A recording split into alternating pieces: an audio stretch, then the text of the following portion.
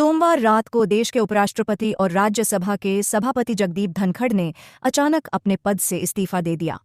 2022 में उपराष्ट्रपति बने धनखड़ का कार्यकाल 2027 तक था, लेकिन वे इसे पूरा नहीं कर सके।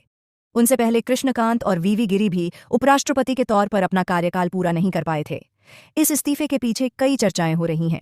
खबरों के मुताबिक मानसून सत्र के पहले दिन विपक्ष के हंगामे के बाद प्रधानमंत्री नरेंद्र मोदी की अध्यक्षता में हुई एक उच्च स्तरीय बैठक में धनखड़ के इस्तीफे की योजना बनाई गई थी।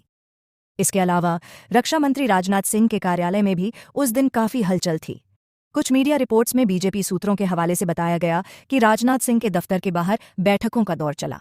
एक बीजेपी सांसद ने नाम न बताने की शर्त पर दावा किया कि उनसे कोरे कागज पर हस्ताक्षर करवाए गए। सांसद बिना कुछ बोले राजनाथ के कार्यालय में गए और चुपचाप निकल आए। इस बीच राज्यसभा की बिजनेस एडवाइजरी कमेटी (बीएसी) की बैठक भी चर्चा में रही।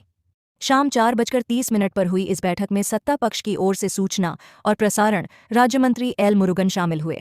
उन्होंने धनखड़ से अनुरोध किया कि बैठक को अगले दिन के लिए टाला जाए। इस बैठक में राज्यसभा में नेता सदन जेपी नड्डा और संसदीय कार्य मंत्री किरेन रिजिजू शामिल नहीं हुए, जिससे धनखड़ नाराज बताए गए। दिन में 2 बार बीएसी की बैठक हुई, लेकिन कोई नतीजा नहीं निकला।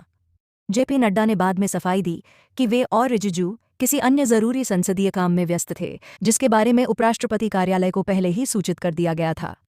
नड्डा ने यह भी स्पष्ट किया कि उनका एक बयान, जिसमें उन्होंने कहा था कि उनकी बात ही रिकॉर्ड पर जाएगी, वह विपक्ष के हंगामा करने वाले सांसदों के लिए था, न कि सभापति के लिए। धनखड़ के इस्तीफे ने राजनीतिक गलियारों में कई सवाल खड़े कर दिए हैं। लोग ये समझने की कोशिश कर रहे हैं कि आखिर इस अचानक इस्तीफे के पीछे की वजह क्या थी और क्या ये पूरी तरह से सोची समझी रणनीति का हिस्सा था।